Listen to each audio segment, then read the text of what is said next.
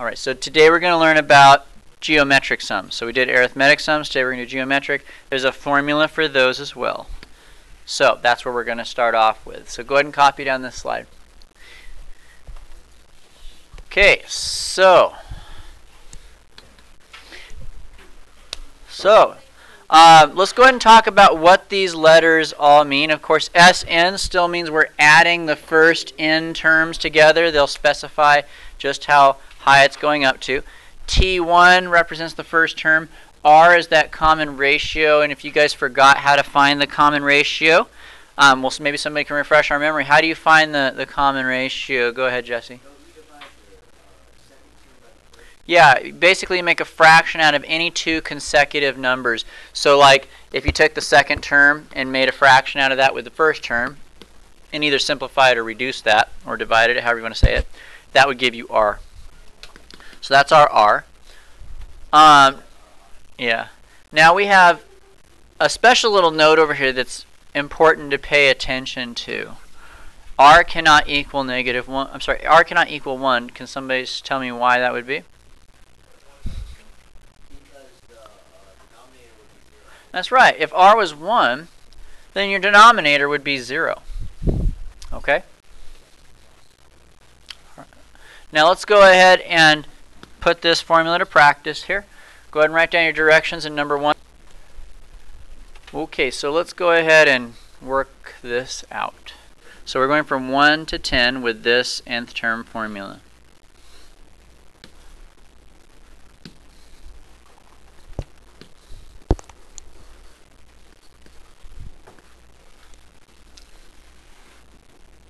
What was it? It was -2.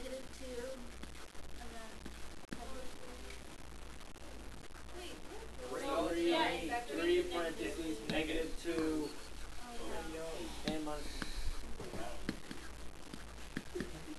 okay. Well, now our goal here. No? Okay, so we got that resolved. Let's go ahead and simplify this now. We want to find out what this sum is, and instead of plugging in 1 through 10 and adding it all up, we're going to use this new formula. And this one is only for geometric series. And it looks like this.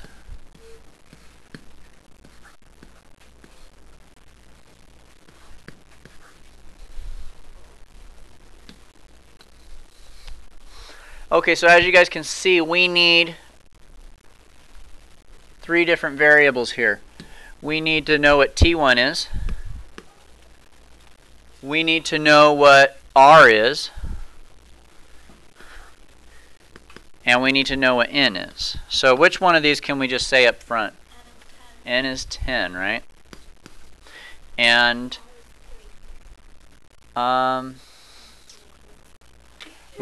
so we don't know what the other two are. So, well, how do we find T1? Let's just start there. You plug the 10 into the... You want to plug the 1 in to find the first term. So if I were to plug 1 in here, then what I would get out of that is the following. 1 minus 1, right? Now let's just simplify that through. 1 minus 1 is 0, right?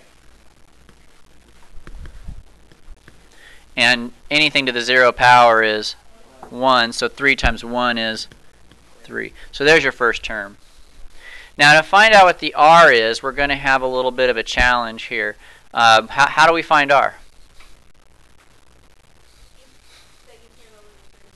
Yeah, we need to find the second term and make a fraction out of it with the first term.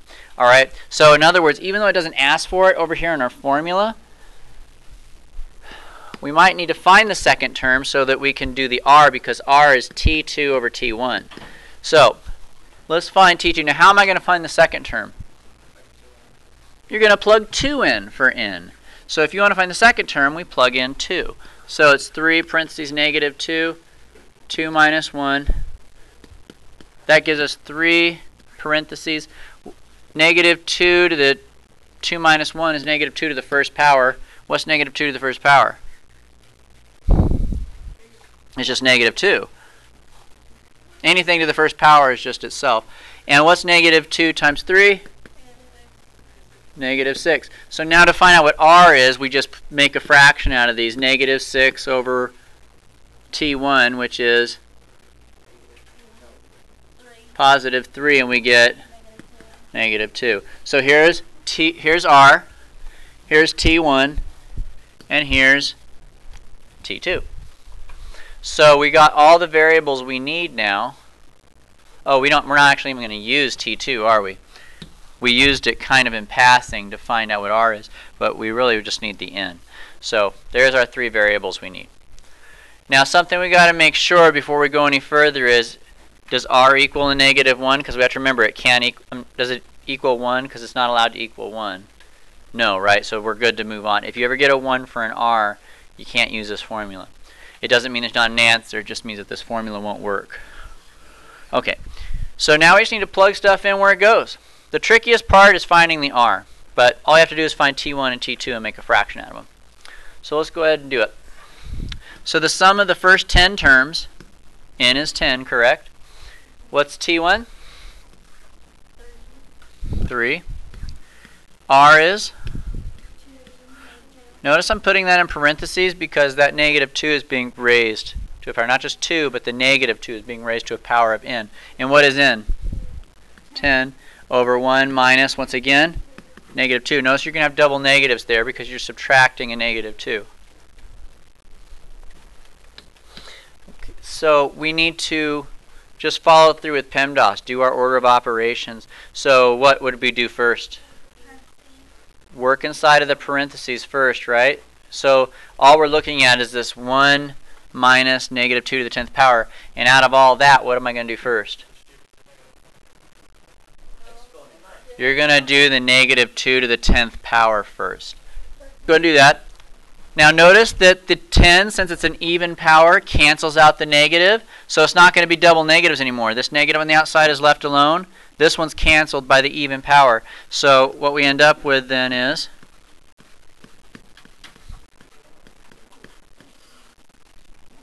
we can simplify down here too and make that just plus plus and get 3, right?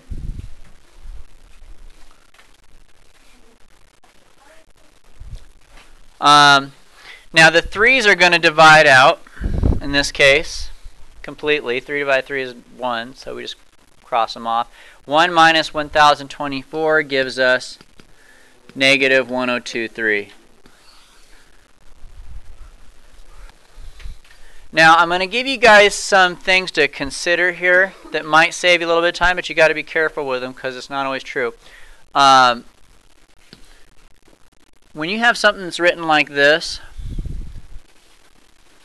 some number times another number raised to a power, that's a geometric sequence. Okay? Why? Well, if you guys remember what the nth term formula for a geometric term is, it's this. It's the first term times r raised to the power of n minus 1. So if you guys see something like this, well, this number here is your first term, and this number here is your r. So actually, we could have saved ourselves a whole lot of work if we knew that ahead of time on number 1. Come take a look.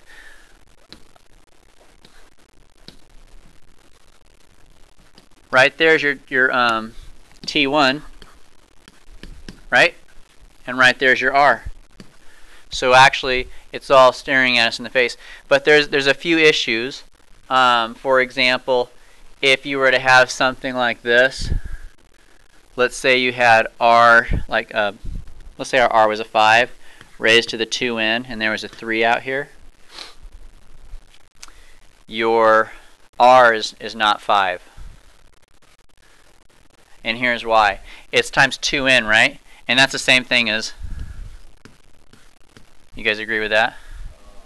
And that really means that what is R? Yeah, so you got to be careful of sneaky stuff like that. So long as the exponent is a n to the first power and there's no multiplier in front of it, then you should be able to use that shortcut. Okay? But just something to keep in mind. All right. Go ahead and write down number 2, please. Okay, now when we did arithmetic series, these were a little bit harder when they were like this, and the sigmas were actually harder. I think it's kind of the opposite for for geometric. Let's see how things play out here. All right, so what it says is find the sum of the first 10 terms of the series. All right, well, let's just remember, what do we need to find? I need to figure out what R is. I need to figure out what T1 is. And I need to know what N is, so I can use my formula for geometric series. Okay?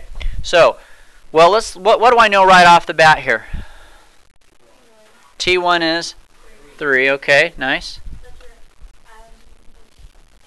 N is 10. It's telling us it goes up to 10 terms. So, N is 10. And R, it's 3. Now, once again, that one's not quite as obvious, but what do you need to find R? It's T2 over T1. What's T2? 9 over 3 is the first, and then we have 3. So there's your R. Well, turns out it was a little bit easier than the first one. So let's go ahead and just plug everything in and see what we got. So the sum of the first how many terms? 10 terms is T1? R?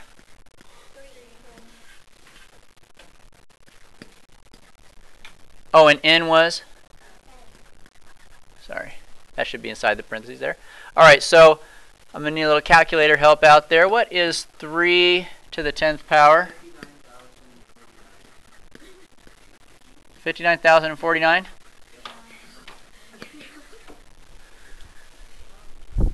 Okay.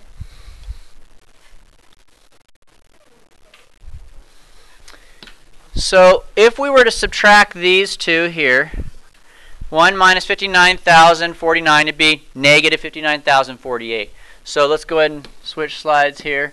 We have negative 59,048 times 3 over 2. And now we're going to divide. I don't know what this is. So how many times does 2 go into that? It's going to become a positive, by the way, because a negative divided by negative is positive. Okay, I'll take your word for it. So, so after we do our multiplication, then what are we getting, Alexis? 88,572. Okay, guys. So I'm gonna let you guys try a couple of these really quick. Here you go. Okay, guys. Here's the answers.